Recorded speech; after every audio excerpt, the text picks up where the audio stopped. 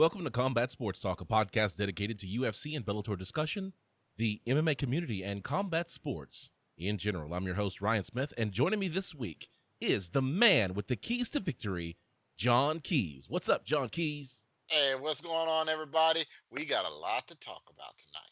Yes, we do. And also joining me is Kelechi, Casey Onyebuchi. Hello. He's on mute. Oh. It is good to meet you. You know, it doesn't really work for the audio audience. For the audio piece, my anime dub. That was Kelechi doing his finest badly dubbed Kung Fu movie impression. And the coach to the stars, George G Money Stallworth. What's up? What's up? What's up? How y'all doing today? I'm great, man. We got a lot to talk about. This is going to be a great one tonight. I was already cracking up on the pre-show. Right? It's been comedy field night already. Wait, so get live. That's just that's the warm up stuff, right? That's our warm up. We can't be talking about the warm up. Warm up is like Vegas. What happens in warm up stays in warm up. I don't know, man. Sometimes you got to talk about practice. You know, that's what you can look at it. This is practice. Sometimes you got practice. Not a game. Yeah. Not a game. Practice. That's all right. All right. Well, so I'm gonna go ahead and fall on my sword. I was not doing the good work on this weekend. Actually, I was, but I did not get to watch UFC 252. It was my daughter's confirmation, so we were at church. We had family over, and you guys know that I am. I was under a little bit of a magnifying glass about watching UFC and doing UFC with the wife. So we played it safe this weekend. I just want to put this out there. Let me just get this straight. You just snitched on yourself to the entire combat sports nation. Hey, listen, Linda, listen. Yes, I did. So the entire combat sports talk nation. Yes, I did. Hey, I didn't watch the fight this week, y'all, but I'm going to discuss it with you in great detail. Yeah, that's right. Hey, that's me on like every other week. No, it was like, hey, I didn't watch the fights because I didn't want to get in trouble. That's the way the ball bounces here. I really mean that too. No, for real. I do really mean it. Face like trouble. Okay, so nation, understand. Ryan is about what, 6'4", 6'5", and your wife is about what, 5'2", 5'3". Okay, yeah. Little one. I think she maybe weighs about 120, 115. Ryan is more than 120, 115. Okay. I thought we were starting with the 3 or the 4. Which one? See, I appreciate that you said that I was more than 115 because, yes, I do weigh more than 115 pounds. We don't need to say how much more, Kelechi. Ryan, could you currently make weight for a heavyweight? You know what? I said make weight. I didn't say are you at weight. Could I make weight? I absolutely could. There you go. Just not today. I would need to camp just like anybody. Like, you mean Derek Lewis cuts weight. I would have to cut a little bit of weight. And I'm going to have to speak up for my boy over here because, like, in these times, we've seen women at how many pounds did you say Christina was? 115? Listen, we can't be like around that point. Bro, this is I'm asking, what do we say? Like the 115? That's like straw weight. That's like JJ. Jon Keys, would you want to smoke with JJ? No, because she kicks hard. Right. Okay? She got big feet. Okay, so I don't know how big his wife's feet are. I mean, she might be wearing a size 15. We don't know this, man. I mean, I'm just saying. What is happening? This show is off the rails already. It is, but let's get it back on the rails. And the way we get it back on the rails is by talking about the number one thing that we want to talk about, and that is the headliner, which is this.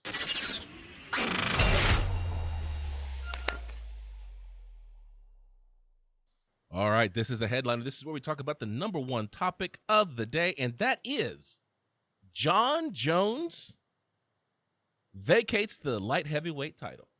Okay, so for everybody that was doing our drinking game, go ahead and drink up because this segment is dedicated to him. All right, yeah. Wow. So Damn, KT. let's talk about this. I think I called this at some point. I think a First, couple shows back. Before we even go there, Yeah. like, how does it seem like to you guys that Jon Jones just comes in and steals the spotlight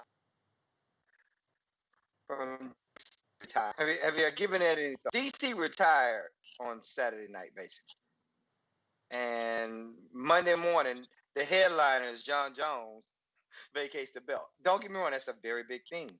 But does it seem like there's any calculation to this? Is this a poke in the eye after the Miocic fight? Oh, really?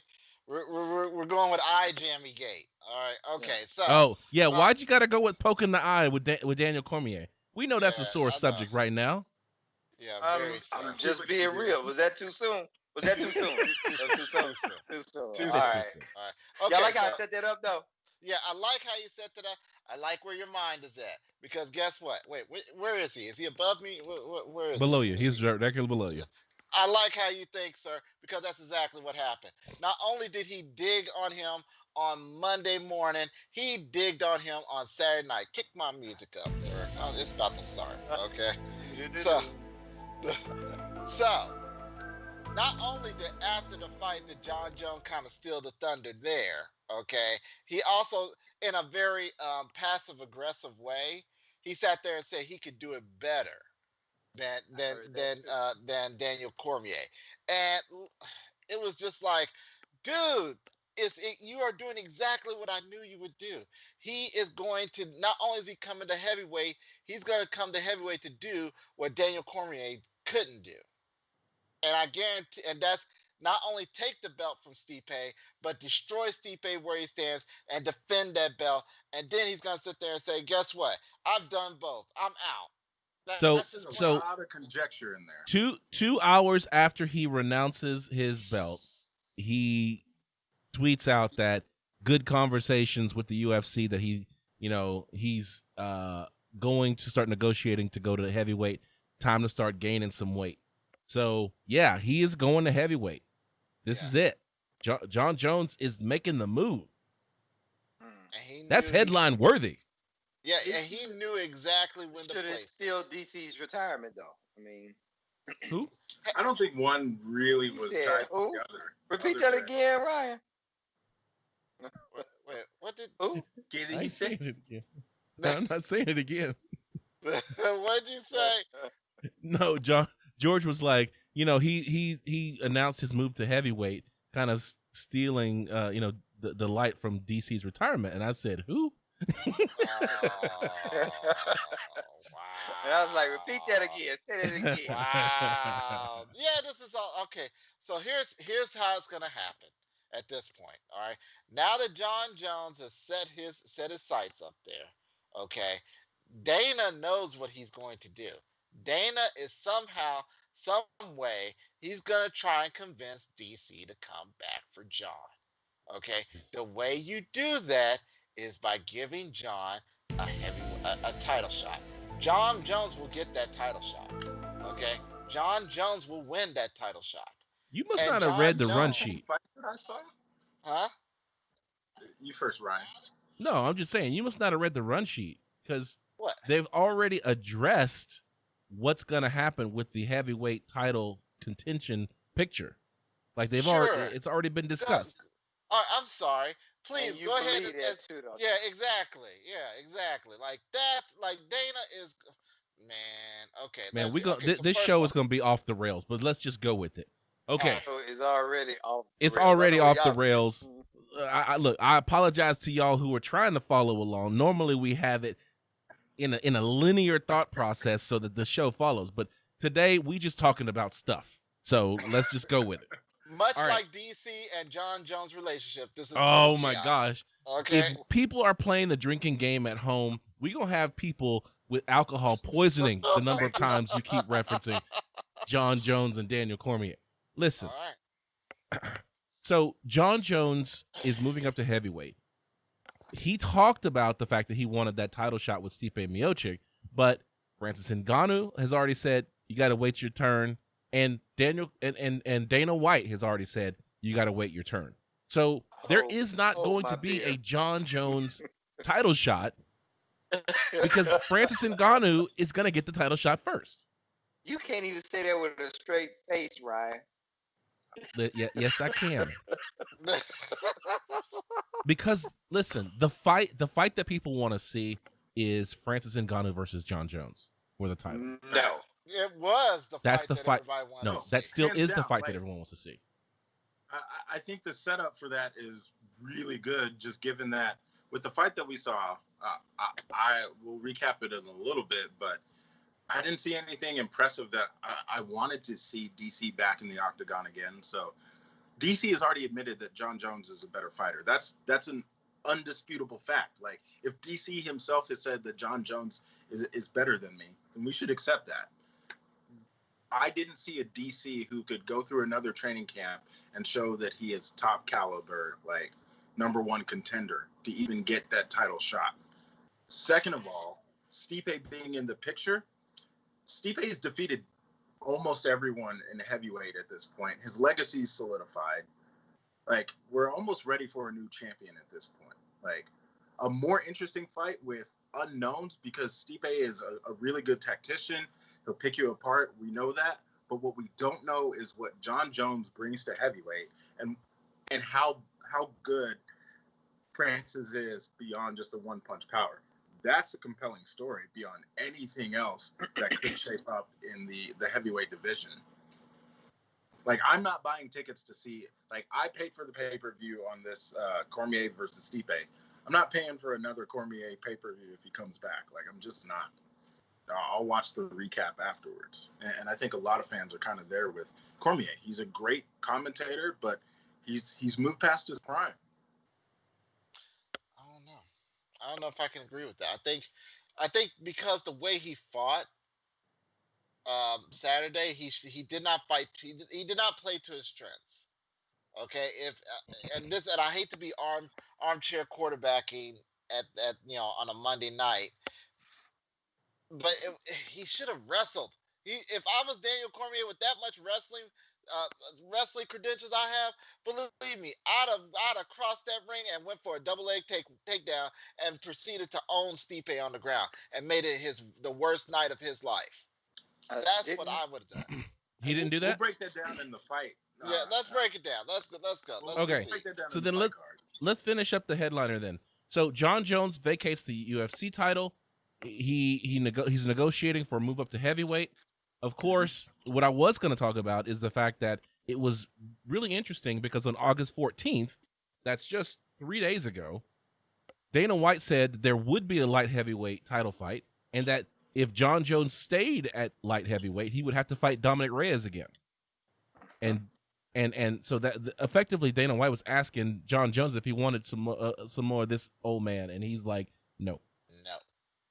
I'll move up to heavyweight. So Dominic Reyes and I don't know if that's the way I would see that though, but okay. I'm just kidding. Jon Jones is not scared of Dominic Reyes, but Dominic Reyes is facing Jan Blachowicz. Well, they're planning to make the fight Dominic Reyes versus Jan Blachowicz for UFC 253 on September 26th. So that may be the fight for the vacant light heavyweight title. There you go. Watch that. I feel like that's going to be a one-sided fight. I just feel like it's going to be one-sided. I mean, Jan Blachowicz has shown himself to be a winner, but I still don't. I'm not excited about him. I feel like Dominic Reyes walks in there and just takes the belt. All right, let's go into the official decision.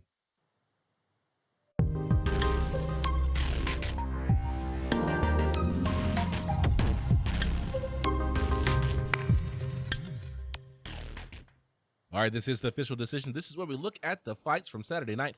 UFC 252, Miocic versus Cormier 3, Saturday, August 15th, 2020 at the UFC Apex Arena in Las Vegas, Nevada. There were 5 fights on the card. John Dodson versus Merab Dvalishvili. Merab Dvalishvili defeated John Dodson by unanimous decision. I think we were all talking about the fact that 135 just isn't the right weight class for John Dodson. Seems like it was so.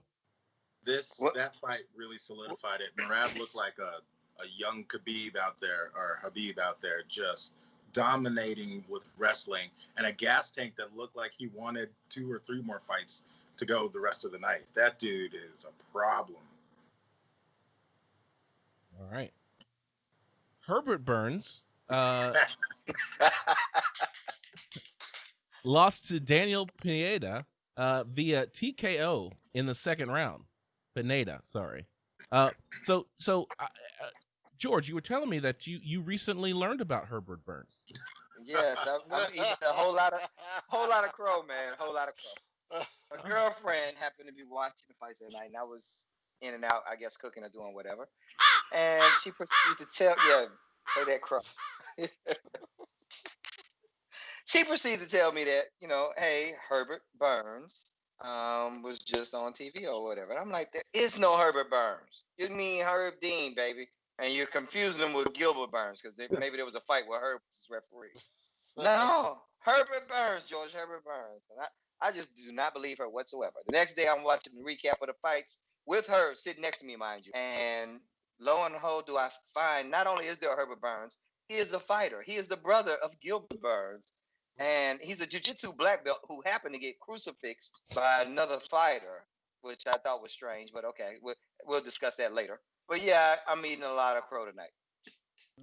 Been eating a lot of crow for the past few days. Shout out to Herbert Burns. During the fight with what's his name? His brother Gilbert Burns. I forgot who he fought last. It was Woodley. They were talking about his brother too, and I was expecting, like at the start of the fight, that it was going to be just this barn burner. Like he'd have that same energy that Gilbert had. Herbert is not the same class of fighter.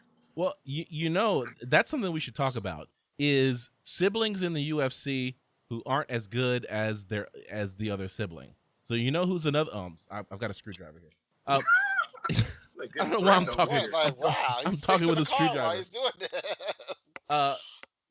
So another pair of siblings who fight in the UFC, where one is not as good as the other, is the Shevchenkos. So you've got Valentina Shevchenko, who is the 125 champion, and then you got Antonina Shevchenko, who's basically the speed bump for anyone who wants to fight Valentina. Yeah. Wow. What about Pettis and Little Pettis? Yeah. One is a champ. One got kicked in the butt in Dallas by Ryan Benoit. Wow.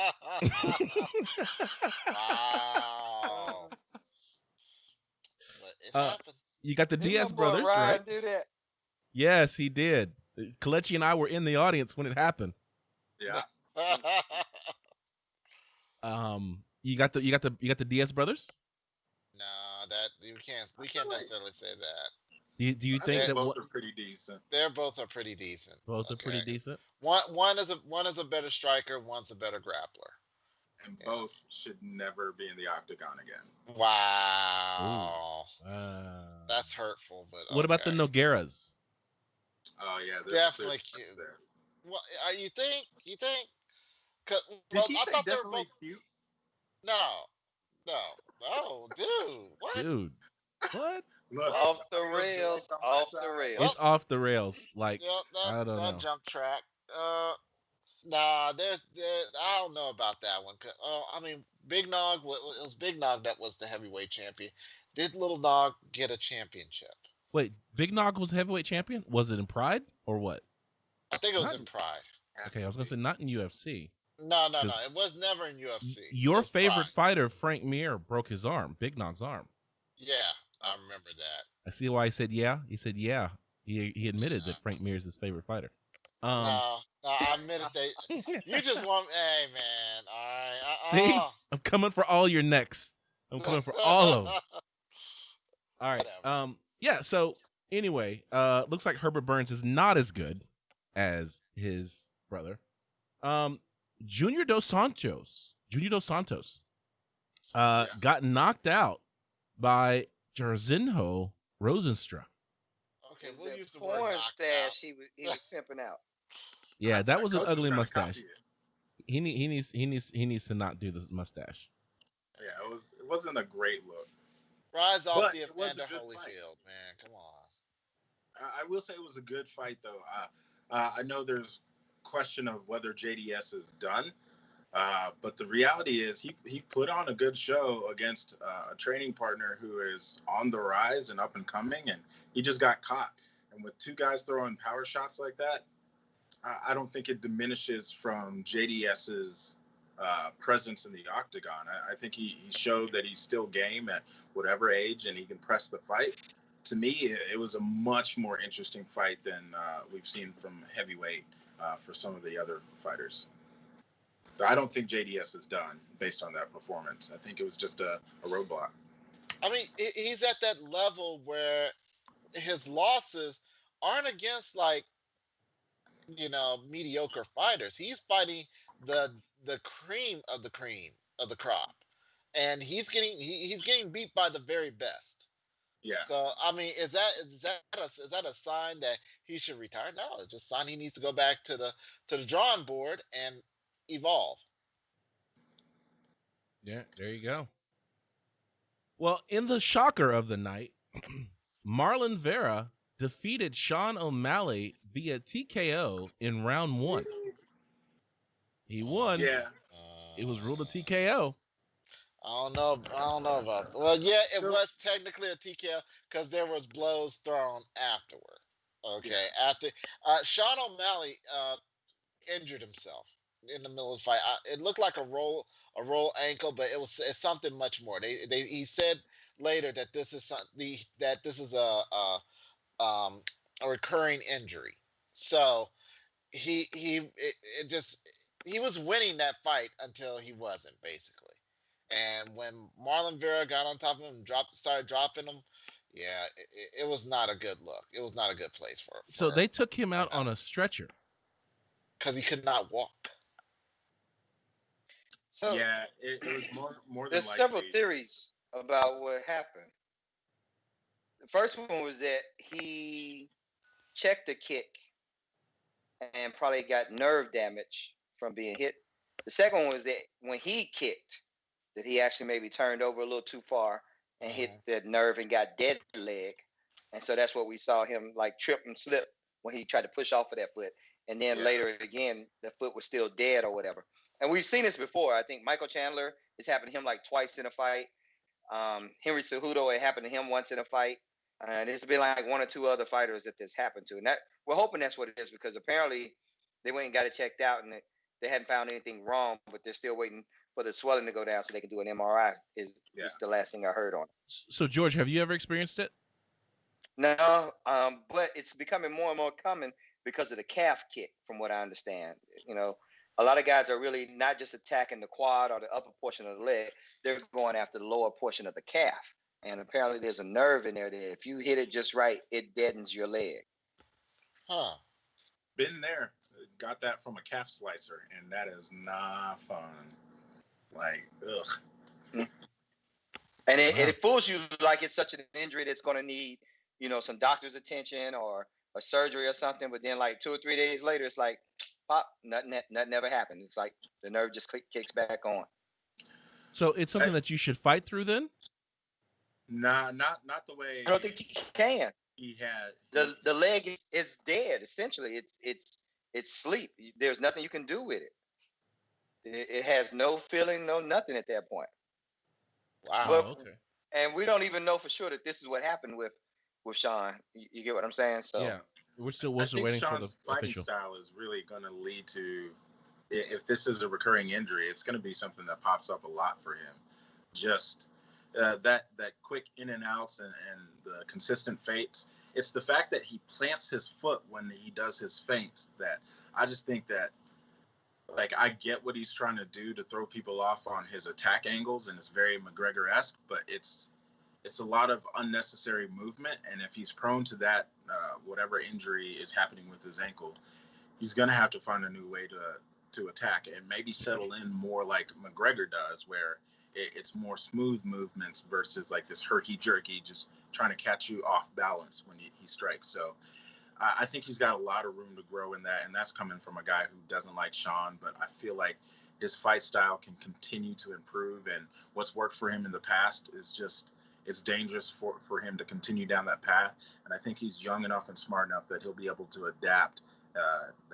And I think we'll see some different footwork. I will say I loved how well he gets to the outside with his footwork, and he just lulls you into a position. But he's got to find a better way to do it. All right. So, in the main event of the evening, Stipe Miocic defended his title by defeating Daniel Cormier via unanimous decision. Well, the only thing that, since I didn't get to watch the fight live, the only thing that I saw was eye poke. So, how bad was it? Before the eye poke was Stipe knocked out Cormier right at the bell. Cormier goes down, comes back up, tries to swing, wobbles to his corner, back to his corner, and the audio was like, "Was I out? Did I drop?" It's like, yeah, bro, you were done. No way. You were done. Yeah. Was that the second round that happened? It was second. Yeah. That creates the argument for why they shouldn't have audio in the corners. It's like everybody in the audience knew at that point this fight was over with. Yeah. No way. Yeah, your boy was cooked well before the eye poke. Yeah. And when it came out in the third round. And on top of that, go ahead, the Joe. eye was already pretty dented up before the eye poke ever occurred. Like Stipe had stuck his fist off in there enough already to do the damage that Daniels has now. But that last eye poke was real. It was like this much into his eye, and you can see it's just pretty much, it was almost Three Stooges level type eye poke. Wow.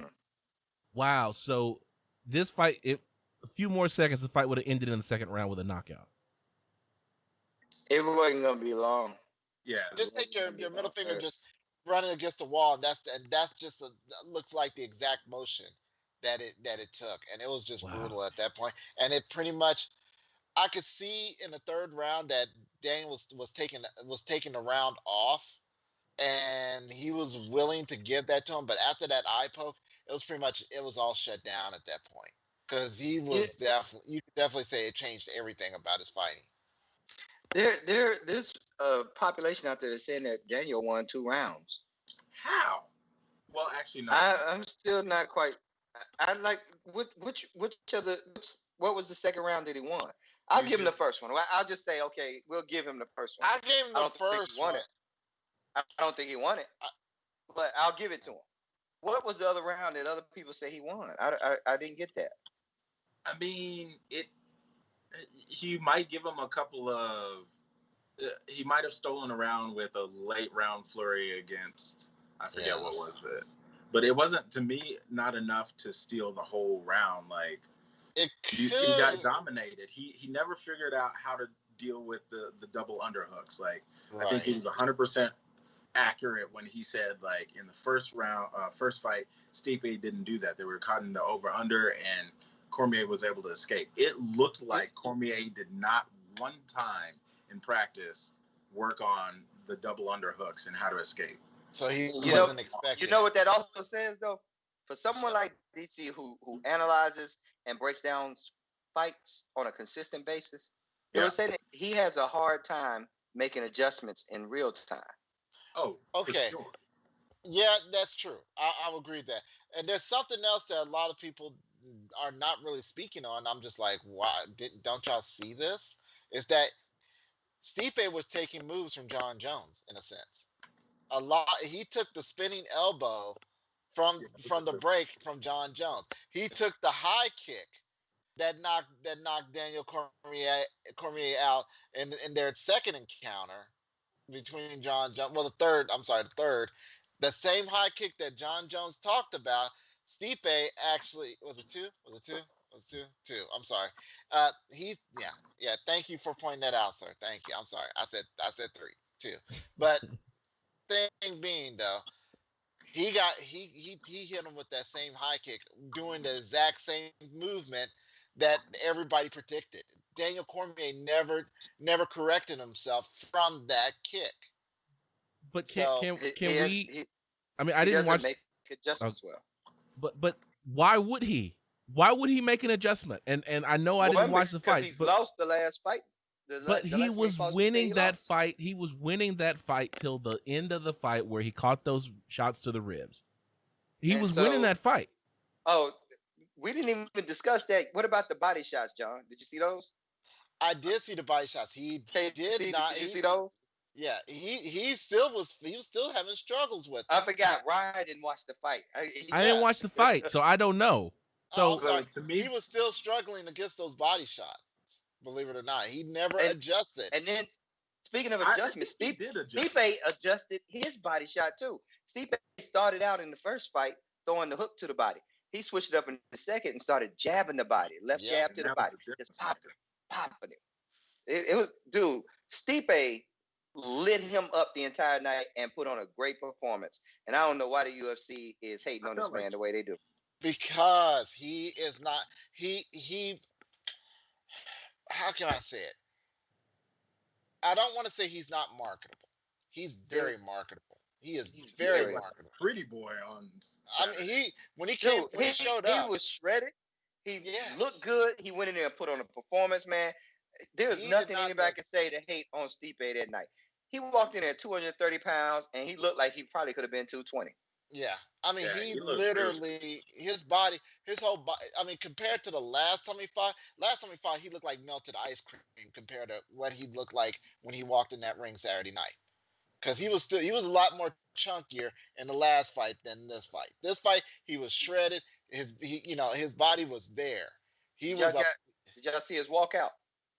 I thought his walkout was gangster as hell. Oh, really? I didn't get to see the walkout. He walks out chewing gum. Literally, like another day in the office. I'm going out here to defend my belt. I'll be right back.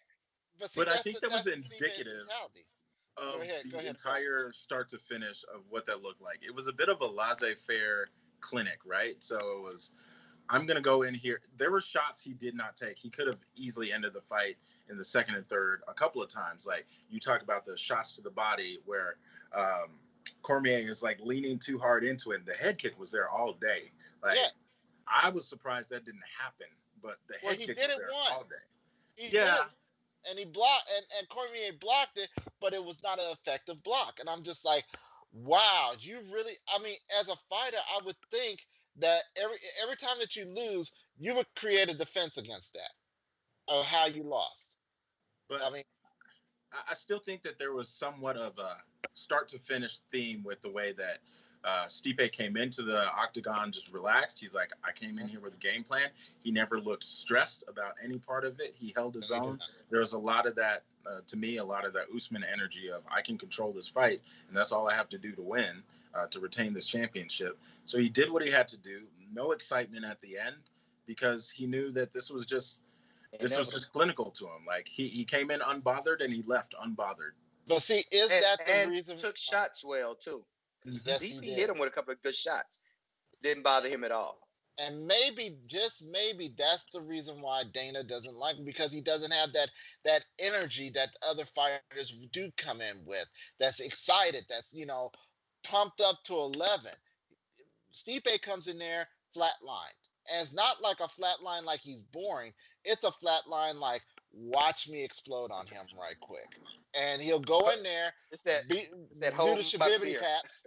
Yeah, do the shabibity paps and get out. And he's not even, if he didn't have to talk to people, he wouldn't talk to people. That's the thing I kind of appreciate about Stipe, is that he's just no nonsense. But you need your champions to be able to talk on the mic. And unfortunately, Stipe's gonna, he doesn't really talk a whole lot on the mic. No. He doesn't sound like that.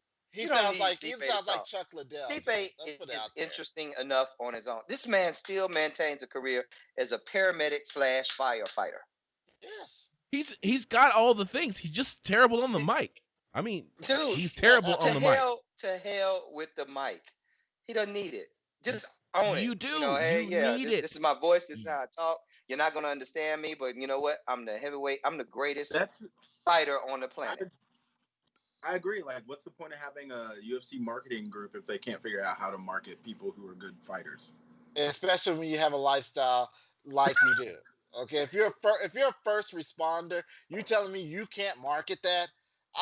You need to fire that marketing team that you got. You need to fire them and go to Burger King and get their marketing team. Show. They need to be putting a camera on this man 24/7, following him and making the fact that he's not good on speaking on the mic part of who he is. Like, he would lose a ratings battle against watching paint dry. I'm serious. Great fighter. Great fighter. I'm not gonna talk bad about his ability to fight. There's no way you're not gonna convince me that you wouldn't watch a Stipe Miocic show. If they just followed him for a day. I have been doing an MMA podcast for over 5 years. Heck yeah, I'm gonna watch it. But I'm just talking about the normal fan. I'm talking about the normal fan. So wait a minute. Ryan, you're in marketing, are you not? Yes. How would you market Stipe?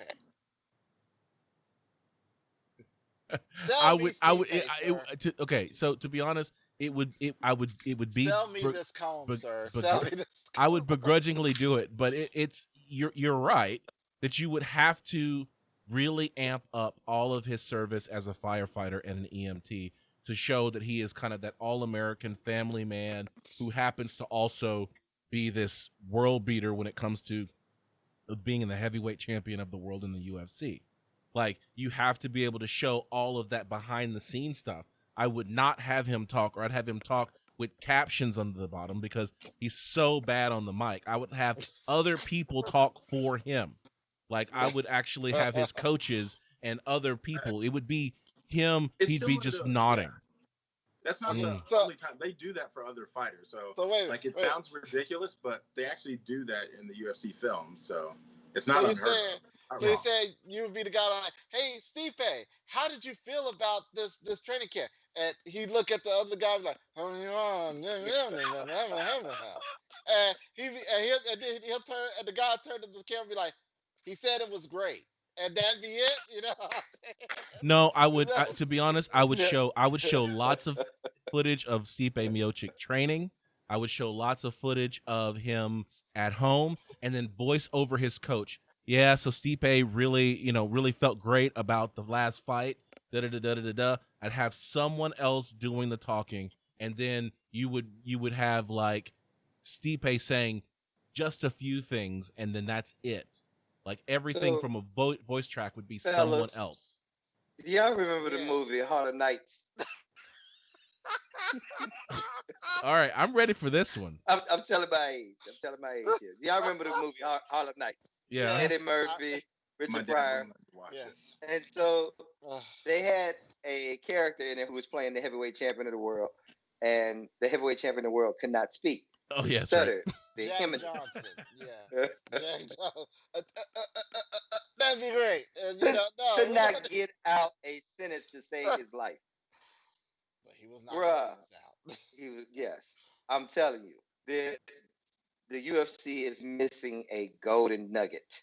They are, man, and I hate it for them. I hate it for Stipe, man, because he doesn't deserve this treatment. You know what I mean? No, he really doesn't. Yeah, and he says as much too. He says that, despite being the UFC heavyweight GOAT, he still feels like he's always getting pooped on.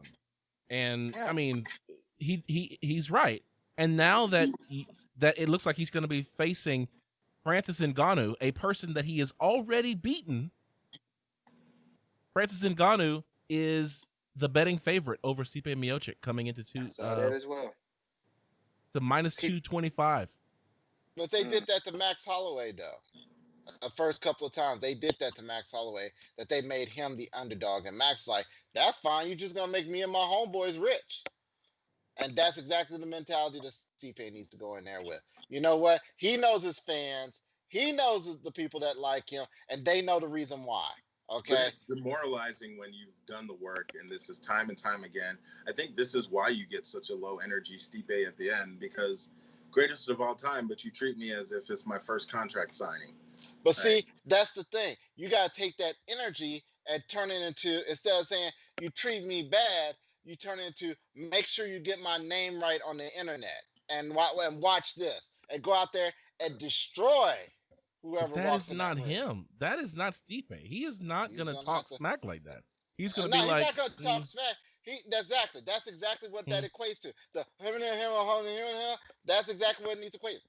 And just go out there and beat whoever they throw in front of him, beat him into the ground like he stole something from his mama, and then walk out with the belt. Like every fight that he's been in that has got him the most title defenses. Pretty much, yes. Pretty much. Yeah. But you see, that's when it becomes like classic. So he goes in, he fights the next person. Let's say it's Francis Ngannou, and he takes out Francis Ngannou. They put the mic in his face. All he's got to say is, "Who's next?" And that's it. Don't say anything else, Stipe. That's it. Stipe, listen to us, man. We got you, dog. Yeah. Just go in there and say, and just have your coach walk up and say, "Who's next?" And just walk out. All y'all just walk out at that point. That should be his walkout music, the "Who's Next" from Saturday morning cartoon. Oh, man. But, you know, it's bad when people like Nate Diaz does better on the mic than Stipe Miocic. Okay, so let's talk about Brian is taking shots all over. Don't you dare. Okay, so Nate Diaz, the Diaz brothers. What? Nate Diaz is better on the mic than Stipe Miocic. Exactly. Prove me wrong. Because they're on that Chael Sonnen level type smack talk. Okay, that's what they do. All right, you cannot take that away from them. I will say that Stipe actively tried to play the heel a little bit with this whole Cormier thing, the trilogy, and he says as much. It's like, we had our thing back and forth for the trilogy, but that's over. He had a great career. And I think at the end of the day, he's been such a good guy for so long. He can't turn now and become a heel or this ultimate tough guy. It's just he's not that guy. Yeah. He's not built for that. He's built to be a Captain America. I mean, but he's being pushed in that direction when you look at the way the UFC is treating him and how fans are seeing the treatment that he receives. I mean, who wouldn't react in a negative way, or why would we be upset with him for reacting whatever way he behaves as a result of the treatment he's received from his employers? Well, you know where that comes from, right? Colby Covington. Well, okay, that too. But I've watched enough wrestling in my day to see that wrestlers that come out with an extreme goody two-shoe kayfabe pop, they always get trashed. The biggest example of that was The Rock. The Rock came in there with with a spit clean. He was a polished little goody two-shoe, and there would be signs on the side saying "Die Rocky, die." So what he did, it made him angry, and it turned it around, and he used that energy and just let the people know how he felt.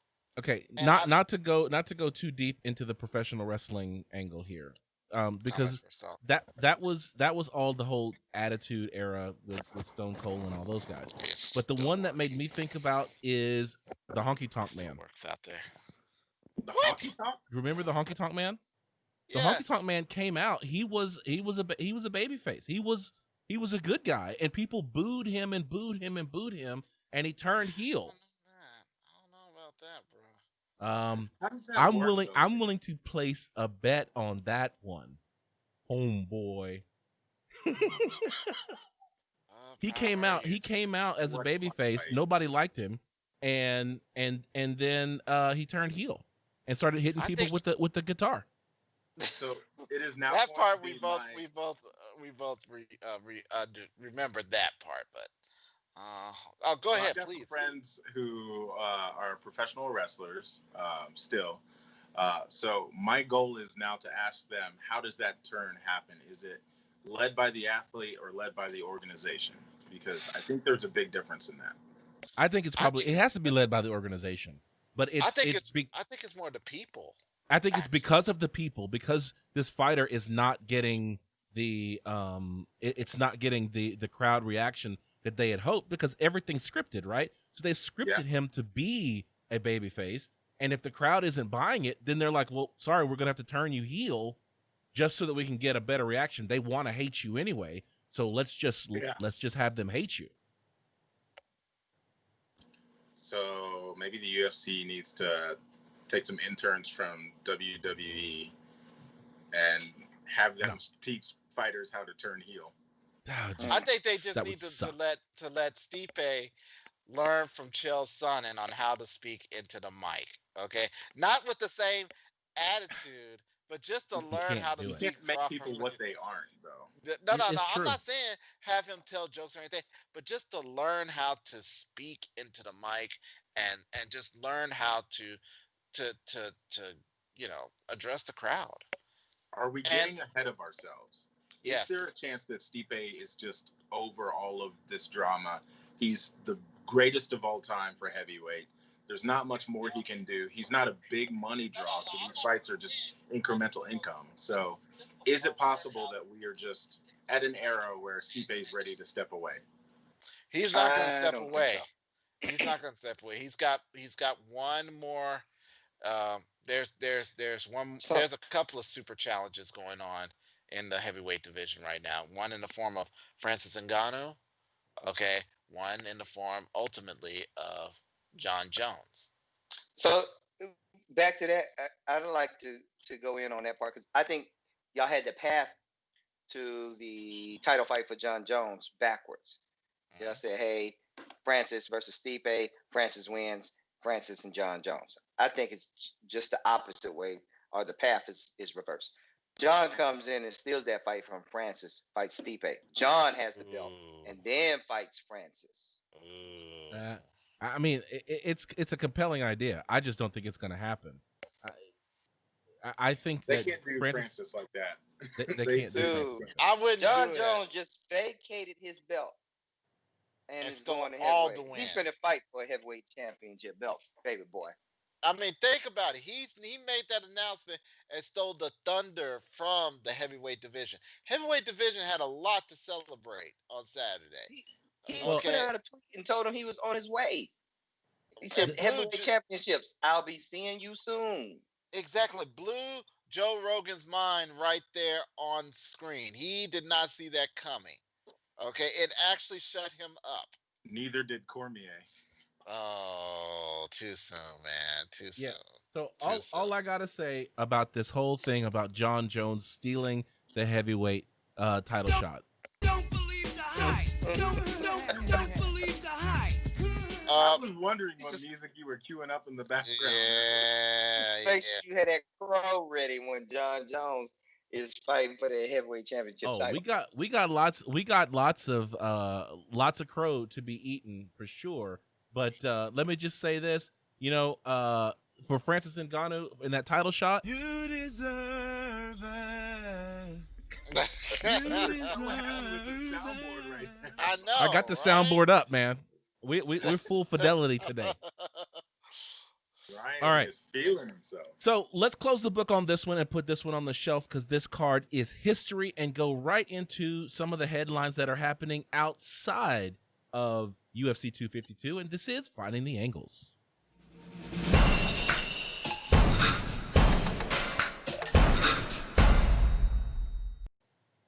All right, last week we reported that Michael Chandler of Bellator fame and multiple-time Bellator champion is now a free agent, and Dana White said he would love to meet with the former Bellator champ. Oh, I bet What do you think the odds are that Dana White can get Michael Chandler to the UFC? Really high. Who doesn't want to come to the UFC? He'll go. He'll go. He wants to test himself in the lion pit. He's going to UFC. Let's not forget bare knuckle championship though. I know. Oh I know. That's hard to go through because he's got Artem Lobov is waiting. Okay, Right. it could happen. Okay, Paul It's my Artem Lobov impression right here. There we go. But Short arms. yeah, I mean, it's too tempting. And it seems like I would be very wary about accepting an invitation from Dana White when you're coming from Bellator, because it's almost like he wants to embarrass Bellator fighters. So I would be very wary about that. I do Off not. of the Askren thing, or Yeah, Alpha. If Dana White has talked bad about you, and then he turns around and is like, "Yeah, come on over," he's coming to embarrass you. All right. Yeah, I think Michael Chandler, it would be a steal if they were able to get him from Bellator.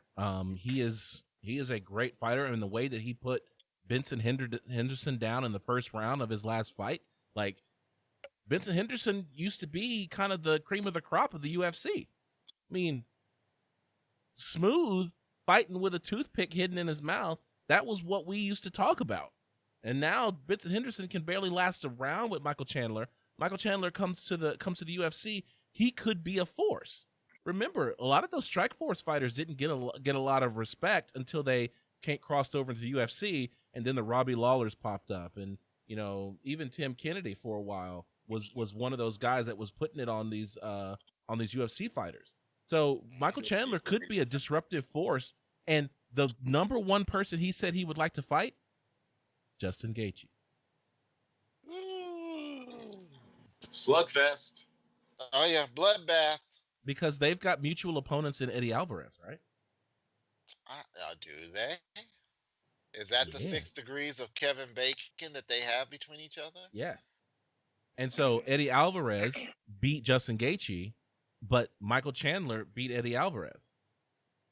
So Michael Chandler wants that fight with Justin Gaethje. You've got two guys who are wrestlers but prefer striking. That's fireworks. I want to see that fight. So I'm hoping that Dana White gets this fighter in the UFC.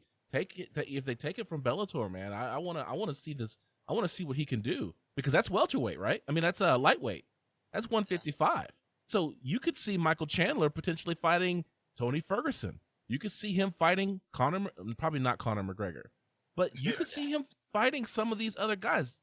Dustin Poirier. Khabib. Yeah, we'll get to Khabib in a minute. Yeah, we get there.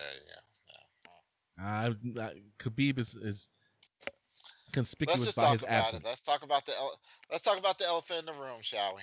The elephant in the room is this: we have a fight with Khabib Nurmagomedov at UFC 254. It's likely going to happen in Fight Island against Justin Gaethje. This is the fight that's going to unify the 155-pound title. Khabib Nurmagomedov is coming into this at 28-0. He says he's retiring. He wants to retire 30-0. So he's got 2 fights left. Justin Gaethje, if he wins, becomes 29-0. He's got 1 fight left that he wants to fight, and that person is arguably the GOAT of the what do you call it? The previous era. Robbie Lawler. George St. Pierre. And so Why Khabib does everybody want Nurmagomedov. these old man fights? It's not the old man fight. It's his. When you break it down, it is. I mean, if you look at the numbers, yes, he wants to fight the old man. But if you look at the man, the myth, the legend of George But St. Pierre, that's he's not that's the who he would've same. won. He's Are you not sure? the same. Are you sure? Dude, Did John age just hit us with age is not nothing but a number? age is not very kind to fighters, man. I get Says that, Yoel but Romero. yeah, look at him. I mean, Look. outliers don't really count in this. When was the I last time know. Yoel won? Look, is he still competitive though? No one's denying that. But is he winning? And Dan Henderson? again, why do we want Khabib to go fight somebody who we know has a lessened chance of winning? H-bomb. It's true. It's not like it's St. Pierre. Look, in the it's like front. it's not like it's less. It's just lessened chance, but it's not a losing chance. This is still George St. Pierre. This is still a quintessential martial artist at heart. He will be up for that challenge. All When right. was the last time you saw training video of GSP? Actually, not too long ago. Yeah. he's Not still- that I long don't know ago. why y'all getting all happy about it. He fought at what? Was it a catchweight at 180 when 185. He fought at He 185. fought at 185 And now we and want won. him to fight at 155, and he's They No, would Hey, fight you at know- they did fight at him. 165. Yeah. It wasn't we. He is the George St. Pierre is actually the one that's kind of chomping at the bit to do it. And that's what impresses me, that he's willing to go up and down the scales to fight the very best. Is there no better fighter who would make sense? Like someone who's actively on the UFC roster who has proven himself. That's what bothers me about this whole thing. With Habib, though, I mean, the only person that he would have left to fight that he hasn't fought is Tony Ferguson. that fight is cursed. And that's never going to happen. And that fight is never Look. going to happen. Who else you Look. going to give him at 155 pounds? The gods of Egypt has cursed him. The Finnish gods have cursed him. The American folklore heroes have cursed him. Have the Avengers cursed him? Almost. That's who's left. There's him. There's Guardians. The Filipino gods, the Japanese gods, all of them. They said, "No, man, it's not happening." Only thing we're waiting on is Godzilla and Cthulhu. Listen, all I got to say is this. I firmly believe, had they allowed Tony Ferguson and Habib Nurmagomedov to fight, 2020 would not have sucked as bad as it did. Like, all of the things that happened would have Of been... all of the theories out there, I support this. It would have... None of this, we would not have had the... COVID would have gone away. It wouldn't have no murder hornets, no cannibal ants coming out of Chernobyl. Like, The post office would have still worked. 100%. Like, we can bring all of this to the fact that because Tony Ferguson and Habib Nurmagomedov never fought, 2020 is what we get. I believe that it's not that the gods are cursing us; they are punishing us because we couldn't make it happen for them. We destroyed the timeline. Mm-hmm. What if that the moment that Habib Play the and music. Tony threw a punch, what Play- if that would be the seventh sign? What would that be the seventh sign? The seal breaks, the gates of heaven open, and it all happens right there. Hey, It would well, be you know our what? fault. No, that would be like the rapture. Shoot, we'd be exactly. like, boom. Everybody We'd be like, disappear, oh, we you all know? go up. We get caught up. Won't he do that's it? not what we want. I don't know. Is that what If we want? anybody asks you, Where I'm going, where I'm going. it's true.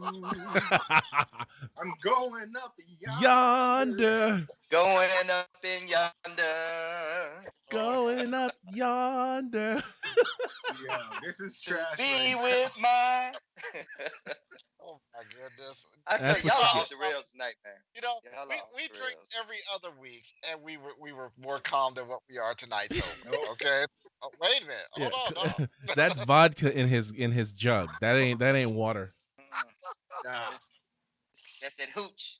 Oh man. Here. Let's talk So about that. I'm still for real not excited about the GSP thing, just because I feel like it's not going to be the GSP that we saw in 2008 or in, I don't know, any time before 2020. Like he's lost a step, and it's not as big of a win for Khabib. But I can see why everyone else is excited, and it's going to be a payday. And I think both fighters deserve a really good payday. So that's the only reason I'm here for it. I'm here for Play it. that conspiracy theory music. Do-do-do-do-do. All right, hit my music, dog. Wait, was that Inspector Gadget? That's the conspiracy.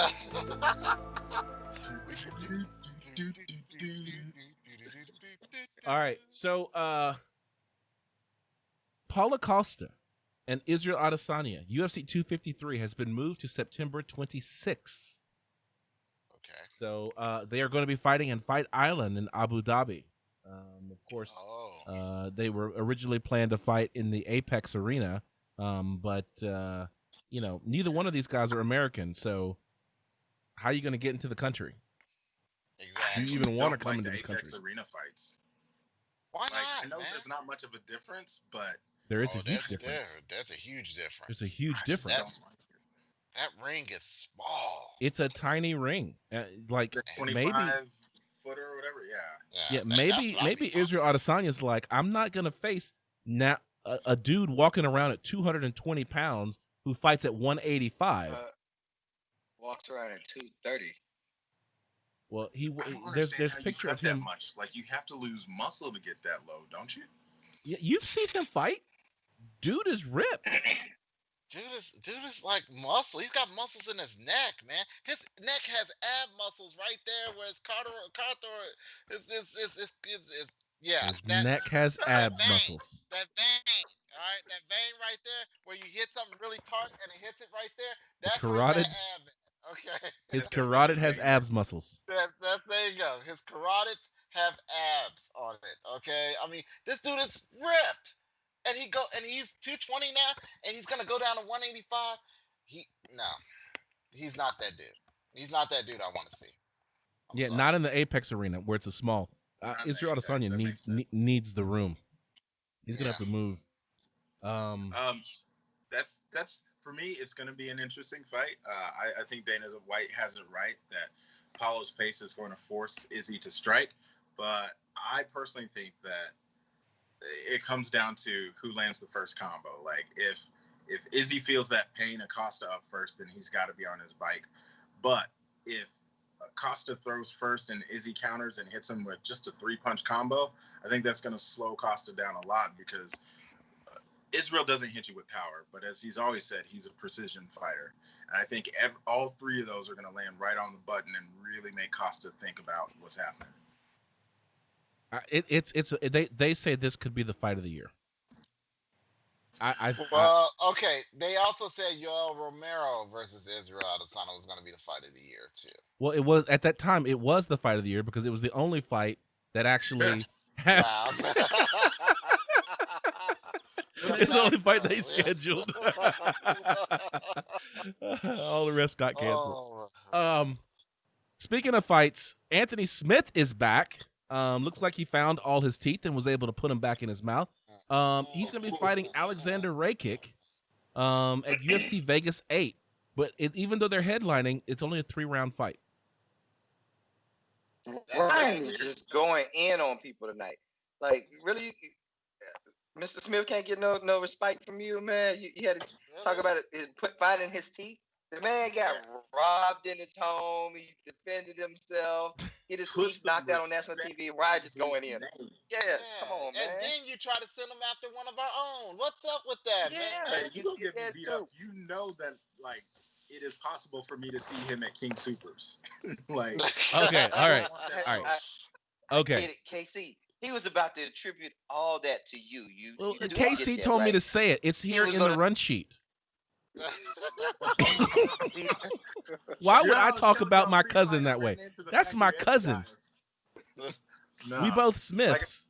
I told y'all in the pre-fight, pre-show that I ran into the Factory X guys. Like, y'all talking smacks like this is how I end up beaten, bludgeoned.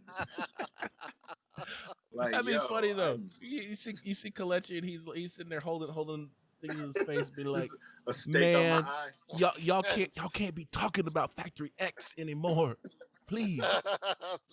Oh, speaking of which, because we missed that on that previous card, but the co-main. Why am I holding a straw? Thank you, Ryan. Yeah, I got it. That co-main is going to be Brandon Royval from Factory X, and he's been on a win streak. So that's going to be a real fun fight leading up to the Israel fight, because I think it's just the way that card is stacked. It's action, like, it's just building with fighters who have been really big in having these barn burners. So I'm excited for that Factory X plug. Going back to Anthony Smith. You hear that plug come out, like, hey, if you don't plug us on the show, we beating that ass. Yeah, there it is. There it is. Yeah, you know, but listen, that's the drinking game. If you're playing the drinking game, Kelechi just shouted out Factory X. Therefore, take a drink. You know, he got a by default shout out last week when Coach D was on here too, didn't he? He sure did. He sure did. He worked his way into that one, didn't he? Yeah. With this Anthony Smith fight, like, KC, what's up? When are you coming to Dallas? I do want you to come to class, man. It's the first week. I'm still trying to figure out, like, the exact dates, but it's that first week in September. I've got a wedding to go to there, so don't. Are you going to be here on a Monday? After the wedding, because I'm trying not to get my face beat in. No, Are you going to come be through here on a it. Monday? We can just do some pad work, bro. We keep it nice and light. Just some pad work in. Let's get a Oh, session. I'm gonna be there for a full week for sure, either before or after. So yeah, well, probably if You we want can, to you want to come to the live. show from here? Yeah, I'm down. I think Okay. we ought to do a show in the same room. That would probably be better. Hey, but I'll tell you this: if any one of y'all coughed, you're catching hands. I'm in my own house but right he'll, now. He'll go to practice. Huh? Look, Yeah, if we'll face mask up. I mean, That's what's up. yeah, I've but been asked quite a few times, when are we coming back to the Line in the Crown? oh, we should talk about it. I mean, yeah, seriously. I mean, that's if you know, they'll that's have an us after the back, show thing. But Wait, hold on. I was like, did we just switch to the after show? yeah, like this show. Well, that I could've apologize fun. to all the viewers out there. The run sheet that I set up for tonight is not being followed. I'm the only one following the run sheet tonight. this is the second time he had to say this tonight. Yeah, they caught Because you. that reminds me of Valentina Shevchenko. Yeah, speaking of, when we're talking about siblings that are awesome versus their younger sisters, Valentina Shevchenko is coming in as a minus 1,200 favorite over Jennifer Maia. Wow. Did you even be able to set a fight like that? Like, if the odds are that bad. So This you is gotta like bet that 7-second $1,200 Kabibity Pop in order fight. to win $100. Is that Yes. the betting odd? Yes. Wow. Yes, I hand you $1,200, and then you give me Oh, back you $100 with that. Like, if I win, that is Wow. so unfair. Like, you should just go ahead and bet on Jennifer Maia on the hopes that you get a fighter's chance. $2. Yeah. $2. That's all you have to bet. Your puncher's chance. You might win. Like, it's worth the Is this fight. Damien's little sister? No, but she is the most dangerous female at welterweight. Yes. Hey, Will. 170 pounds. Wow. No, but she did. She fought Joanne Calderwood just a few weeks ago, and put her in an armbar. What is it when they're down? Instead of it being up, she was turned down and nearly ripped Joanne Calderwood's arm out. So Jennifer Maia has the Brazilian Jiu-Jitsu skill. The question is whether or not she's got the stand up to stand with Valentina Shevchenko. There aren't many people who. No. Yeah. Not at 125. Maybe at 135. Amanda Nunes. Maybe. Allegedly.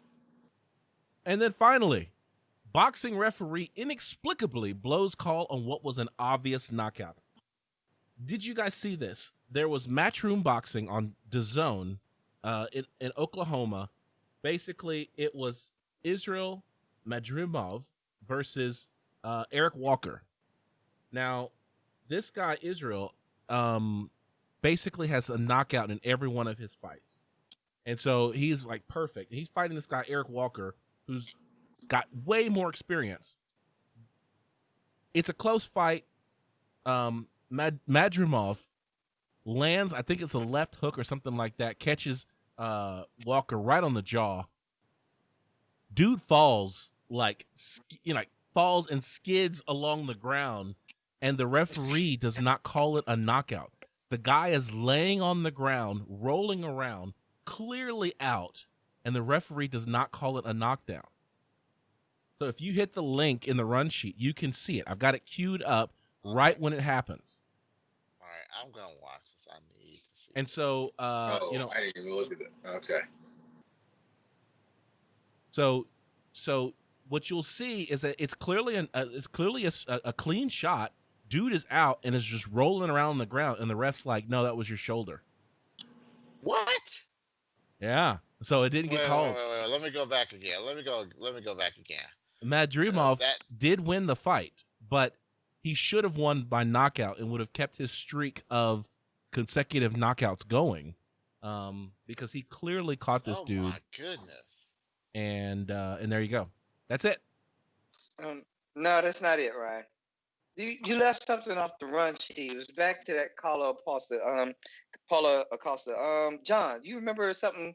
It was Yeah, he was making like a commentary can on you his. read that one thing off of the run sheet, Yeah, Ryan? Right. You know, yeah. Can you read that for us, bro? So Okay. amazing. From MMA Mania, I mean, The you can say article- it as softly as you like, or with the a article heavy, says voice. Paulo Costa is now 220 pounds of grade A Brazilian beef. There you go. You guys and get your minds out the gutter. It's on where'd you MMA get that Mania. from again? Yeah, You know- yeah. Where'd you find that at? from? MMA Mania. You know I like MMA Mania. They're one of the people that we get our stories from. MMA Mania. Shout out to you guys. Yeah. All right. You guys are terrible. Let's go into the Hey, final but segment real- of the show. That's an accurate headline. My goodness, that dude is 100% Brazilian muscle. Like, yas. Here we go with the fight card.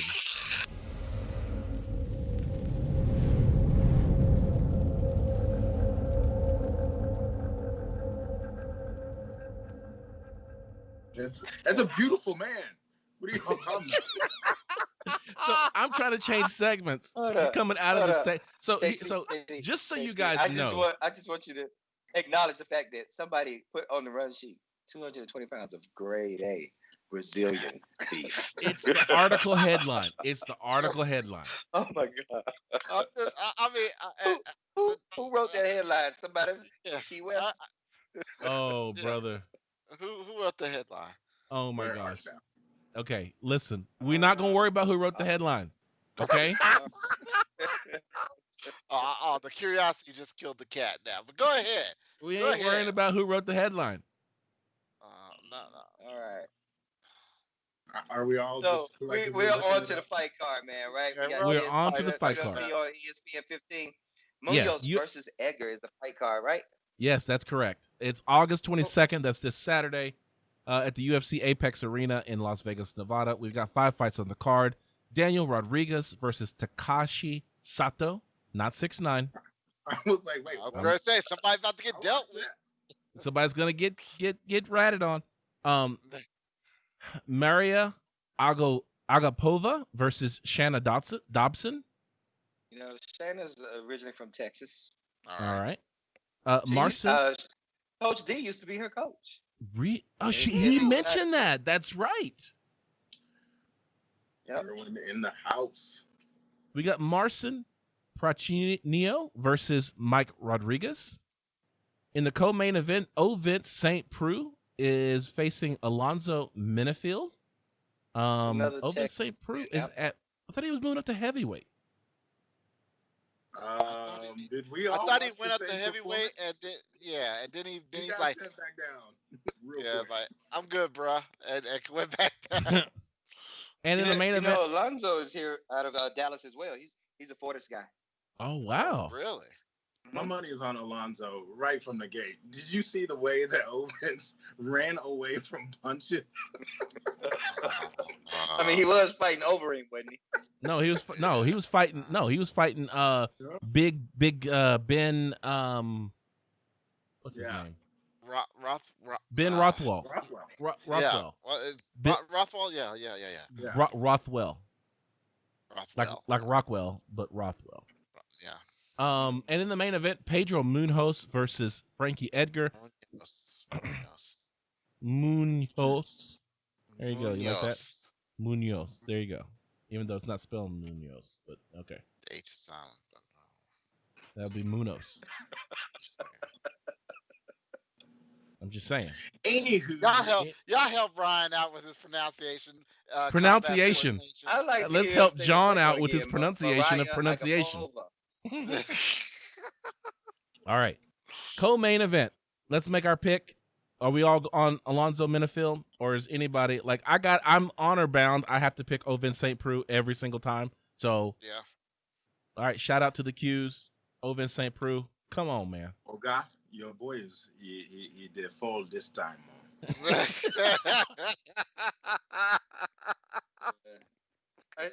So I think Alonzo is going to give OSP a very, very difficult time. The only thing that may or may not throw Alonzo off, I think OSP fights Southpaw. So Alonzo's going to have to make that adjustment. Once he makes that adjustment, I think he's going to take OSP's head off. Yeah. Yeah.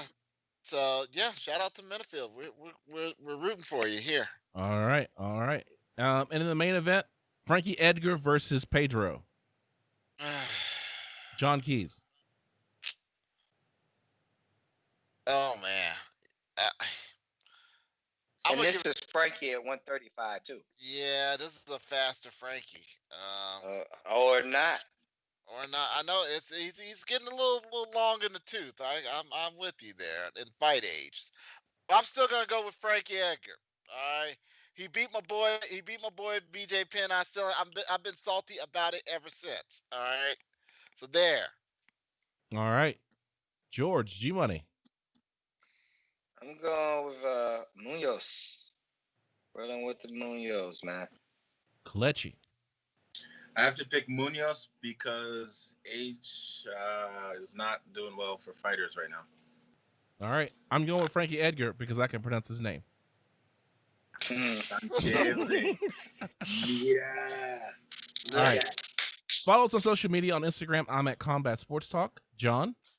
I'm at Keys to Victory, and that's Keys with the ES. George. I'm at Dartside _ Muay Thai _. Kelechi. And I am living in Ryan's head rent free. There you go. Also, push pull pray. Okay, because I'm like, are we doing this?